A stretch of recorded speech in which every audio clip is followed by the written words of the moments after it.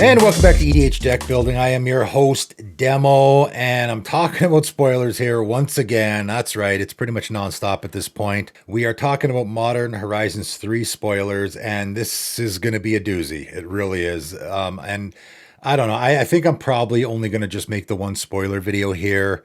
It is going to be maybe one of the most impactful sets we've ever seen. There's so many ridiculous cards in this set already. I mean, this is like day one or something. And as far as I know, the spoilers are coming early because a whole bunch of leaks happened. How does this keep happening? I don't know. Nevertheless, I'm not even going to get into all that. All I know is I'm seeing these cards come out and I'm just like, oh man, this is ridiculous, some of these. And there's so many impactful cards already that I'm like, man, I got to talk about these right away. So that's what I'm doing. Let's start out with Flare of Cultivation, and this came out, I think there was some spoilers back in like March or something, like they did a little teaser or something. This one's been around for a while, the guys were talking about on the Discord there, and I was like, there's the most popular card from the set probably already. I think it is likely that this will be maybe not the most chase card from the set, but it will eventually be the most popular from the set, I think, because of what it's doing, obviously, in the Commander format anyway. Flare of Cultivation, 1 green sorcery. You may sacrifice a non-token green creature rather than pay the spell's mana cost. That's right. They're doing another free spell cycle, which I don't know how much I love that. I don't know why they keep revisiting it. Obviously, people love that kind of stuff, and those cards are always sought after. But they're also really, really good. Maybe too good. I think a lot of people would agree the Fierce Guardianship, the Ikoria cycle is maybe that was a mistake. They're too good. Most of them are too good. I mean, there's debate there. Nevertheless, this is a new cycle and it's a really good one, at least the cards I've seen so far. Search your library for 2 basic land cards. Put one of them onto the battlefield, tap, and the other into your hand, then shuffle. And I had a little bit of pushback from one of the patrons on Discord who said, oh, I mean, it's not that good. What if you don't have a creature? I mean, it's got to be a non-token creature, in order to cast this for free. Sure, but it's a cultivate, right? This is a cultivate or a Kodama's Reach, which are 2 of the most popular cards in the entire format. And this is just a better version. This is a power crept cultivate. I mean, it does cost a 2 green, but that's not really an issue, right? This is a card that you can just pay the 3 for. You don't need to sacrifice a creature, and it'll do what a cultivate does. So it's just insert this into your deck instead of Cultivate. I mean, it's another option, but it's certainly better than Cultivate because I can also cast it for free. And the one scenario I throw it on the Discord, which is a very possible scenario, is turn 1, I play a Mana Dork, right? Llanowar Elves or something. Turn 2, obviously I played a land already. I play another land. Now I have 3 mana. I tap that 3 mana to cast my Cultivate and go put a land into play and 1 in my hand. And then I sacrifice that tapped Mana Dork to cast Flare of Cultivation. So I'm now casting 2 cultivates on turn 2. That seems pretty darn good.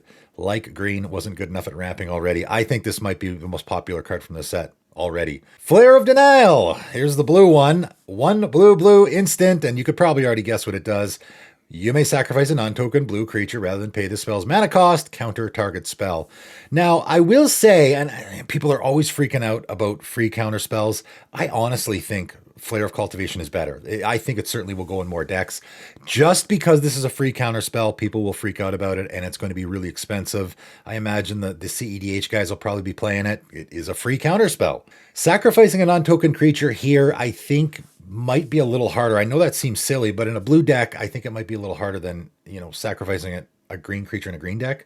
That's my thinking. 3 mana counterspell is not great, right? Whereas 3 mana do what a cultivate does is certainly, there's no problems there. Here, you are, this isn't a slam dunk as far as swapping out counterspells. If this wasn't a really expensive card, I imagine it's going to be a really expensive card, so I likely won't bother spending any money on it. There's already lots of great counterspells in the Commander format. If it wasn't, I might grab a couple copies and throw it in a couple of decks, maybe. But I think a lot of times you might end up just casting this for 3 mana, though. So this, it's certainly good. It's going to see a ton of play. It's a free counter spell. However, this might get overhyped. For me, Flare of Cultivation is better. Let's talk about Cthulhu Nightmare, 1 in a black enchantment. When Cthulhu Nightmare enters the battlefield, you get 3 energy counters. So we're revisiting that in this set as well. Pay X energy, which I think means you're paying X amount of energy. I don't think you have to pay any mana here. I've never actually seen that before. Sacrifice a creature, return Chthonian Nightmare to its owner's hand. Return target creature card with mana value X from your graveyard to the battlefield, activated on their sorceries. So when I saw this, and I imagine a lot of people as well, and likely that's why they called it Nightmare, it is a recurring nightmare. It's actually even cheaper than a recurring nightmare. Now, you do have to pay the energy. And of course, you're limited here because you're returning a creature card with mana value X from your graveyard to the battlefield.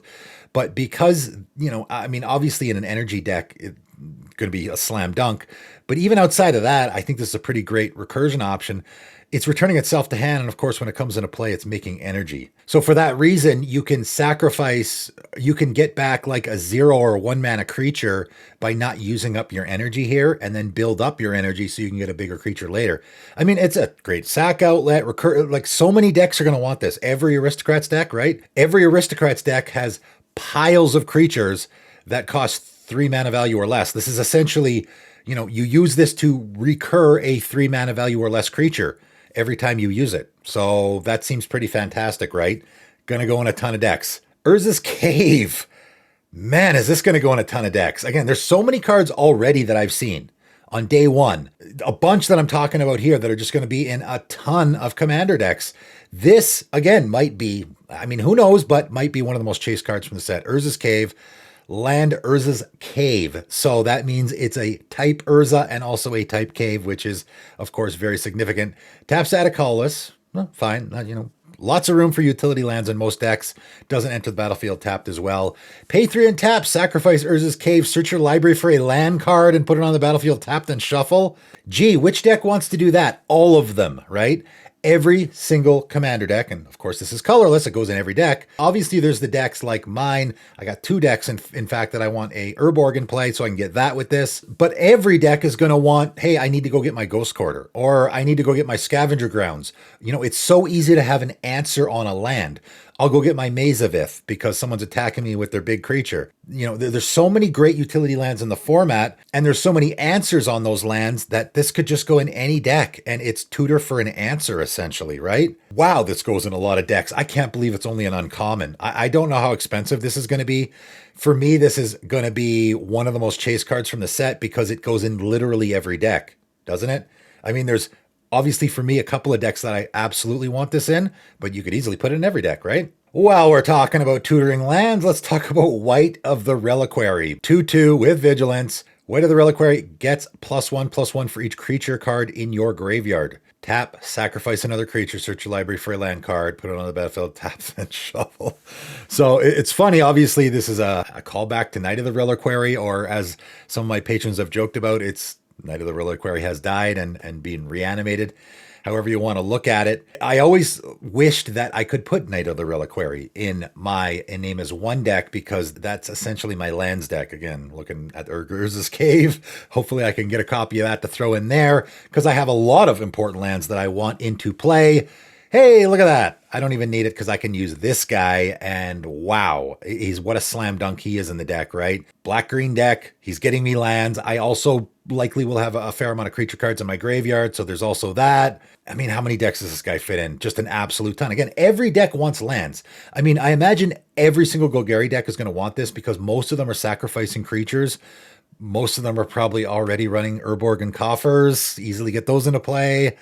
I mean, come on, this card is going to be another. I mean, almost every card I've talked about here, so already is going to be a chase card from the set. Pretty ridiculous. Null Elemental Blast. This is not going to be a chase card from the set necessarily, but I think it's actually going to see quite a bit of play. There is an Eldrazi theme from Modern Horizons 3, so you're going to be seeing a lot of that. You're going to see a lot of colorless spells for sure, and this certainly is one. It costs 1 colorless mana.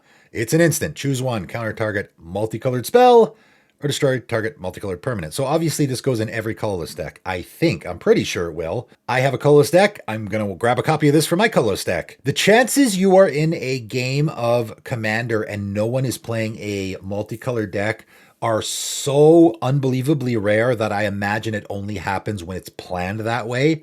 I think it happened to me once, actually. That's funny.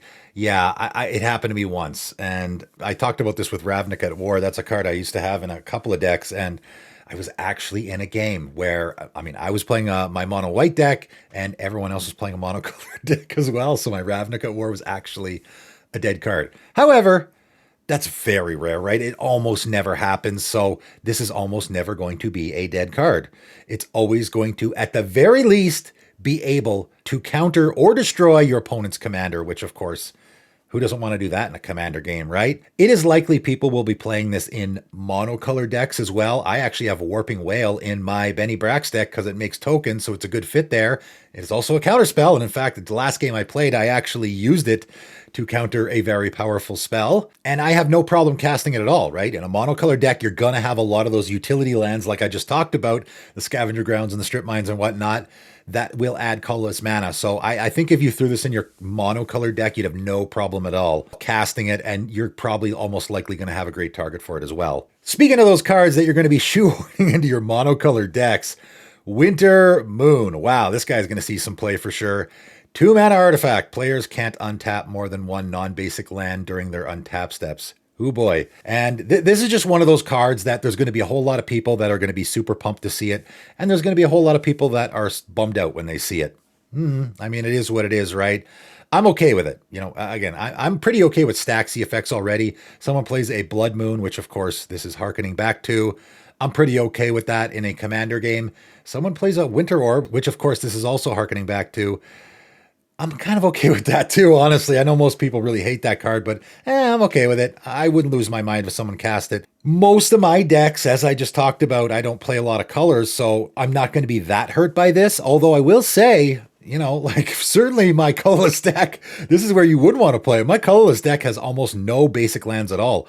They're almost all non-basic. So one of the upsides for playing a colorless deck. So this is going to hurt me a lot, right? One of the things that people might complain about with this card is it is now a Blood Moon for green decks, which they certainly didn't need, right? Green is likely going to be playing a lot of basics. They're going to be less hurt by this. If I had to pick one color that was less hurt by this, and of course everyone's deck is different, but certainly I think green would be less hurt by this. It also is less hurt by a Blood Moon typically. What I say all the time about Blood Moon is people play it really badly where, yeah, I'm hosing the guy who's playing the 4-color deck, but dude who's playing mono green is loving it because it doesn't hurt him at all. The same would be here. I like it. It's symmetrical. I like symmetrical effects. Let's get some more symmetrical effects in there. You can't untap your non-basic lands either, right? So you do have to be careful with it.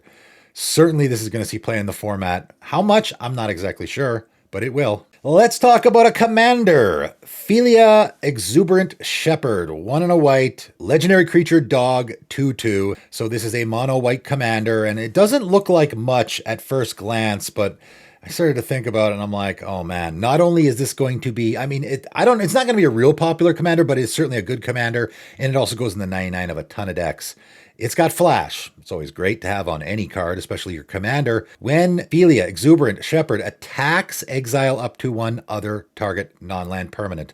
So I will say the flash seems a little weird here, but of course, flash essentially is pseudo haste, right? Because you flash this out on your opponent's end step, you untap on your turn, and then you can attack right away. So it essentially gives your commander haste, which is great. So you're going to attack with your commander, you exile up to one other target non-land permanent. At the beginning of the next end step, return that card to the battlefield under its owner's control. If it entered under your control, put a +1/+1 counter on Felia so your commander gets bigger as you do this. There's some really important wording on this card, namely that it exiles a target non-land permanent, meaning it can hit your opponent's stuff or yours. It also can hit non-lands, which is actually not that easy to do. Repeatable exiling non-land permanents is really tough. Obviously, non-creature, specifically I'm referring to because blinking creatures is super easy, especially in white. That's not a problem. And you could definitely play, I guess, a mono-white blinking deck here. I don't know if this is the best commander for that. This card, and again, that's why it's going to go in the 99 of decks. This card is actually, as a commander, very unique because it is a repeatable way to both blink your opponent's stuff and also blink your non-creature stuff. You can blink your artifacts, your enchantments. There's a ton of ways to build this commander, and obviously it goes in the 99 of a lot of decks for that reason as well. And as I have pointed out so many times before, we're going to get a commander for every situation, and we have gotten a Containment Priest commander now. I did my Containment Priest deck a couple months ago now on my channel. Talked about how there wasn't really a commander that fit that theme, not in white and blue at least. I know this is mono white, but Containment Priest is a slam dunk in this deck, I think, because Now I can just start exiling my opponent's creatures every time my commander attacks. So that seems pretty good. So this commander might not look like much. People might be just going, that's kind of cute. It's a dog or whatever, but it's actually a really good commander, I think. Let's end off talking about Final Act. And this is actually a card that, maybe is getting a little bit of buzz, but at the same time, I think is getting dunked on a little bit for a very specific reason. So Final Act, 4 black sorcery, choose one or more. Destroy all creatures, destroy all planeswalkers, destroy all battles, exile all graveyards, each opponent loses all counters. So this is obviously going to get compared to Farewell, and that's why people are like, it's not nearly as good as Farewell. You would be correct. It's not nearly as good as Farewell, but it's black, right? White board wipes are better than black board wipes, guys. It's not even close, in my opinion. Yes, Farewell is far better than this, mostly because you can hit enchantments and artifacts. Also because it's exiling. I mean, there's so many reasons why it's way better, but board wipes are way better in white. Way better, in my opinion. So let's not compare it to Farewell. Let's compare it to itself, okay? 6 mana board wipe to destroy all creatures is not super great, but there are some 6 mana board wipes that already get played quite a bit in the format that give you, some slight benefit. So already we're in a space where I can pay 6 mana to destroy all creatures and get one other benefit, like being able to exile all graveyards. That seems worth it. But also I can destroy all planeswalkers, right? So 6 mana, maybe I don't want to exile all graveyards because I'm playing a graveyard deck, which is likely in black. I can pay 6 mana to destroy all creatures and planeswalkers. That's not bad. It's not super great, but it's not bad. Destroy all battles, that's not likely going to happen. And each opponent loses all counters is also not going to be super relevant in most games, I don't think. I mean, no, not likely. Like, why would you want to do that? Your opponent's playing an energy deck, radiation counters. I suppose you could be a real nice guy and get rid of their infect. If you wanted to play some politics, that certainly would work. It's kind of funny that it's just each opponent loses all counters. Why did they do that? Why didn't they just say each player loses all counters? Because then this card becomes a lot more usable, and that mode becomes like, I'm not trying to make the card better. I already think it's pretty good. It's not great, it's pretty good. But why didn't they just say each player loses all counters? Why only each opponent? That's kind of weird. I guess they didn't want to make it good enough to remove poison counters, but what's wrong with that, right? They should have added that on there, I think. It's pretty good. It's not super great, but it certainly is. Like, 6 mana destroy all creatures and all planeswalkers and exile all graveyards is pretty good. Just pretty good. However, again, I'm sort of on the fence about this. I'm trying to make a case for it. I will say, though, however, it is likely that you will be casting this and there are no planeswalkers on the battlefield. There are no battles on the battlefield, and nobody has any counters that you care about. So those 3 modes are completely worthless. And also, you don't want to exile all graveyards because your graveyard you're using, right? So it's likely that a lot of games you'll only cast destroy all creatures for 6 mana, which isn't great. They really, I think, nerfed this card, and they could have easily made it, not that I want them to make cards better, but this should have been exile all opponents' graveyards and each player loses all counters. They should have switched those so that you could hit everyone else's graveyard without hitting yours and hit your infect counters if you have them. It would have made those modes, because this has essentially a couple of modes that are almost like destroy all battles. How often is that going to happen? And the counters one, both of those are almost useless. Whereas with Farewell, all the modes are all fantastic all the time. Like, very frequently you see people cast Farewell using all modes, right? Here, that's almost never going to happen. There you go. Bunch of new cards from Modern Horizons 3. Like I said, I don't think I'm going to do any more spoiler videos. I already talked about an absolute ton of, like, just straight into the Commander format staples that everyone's going to be going after.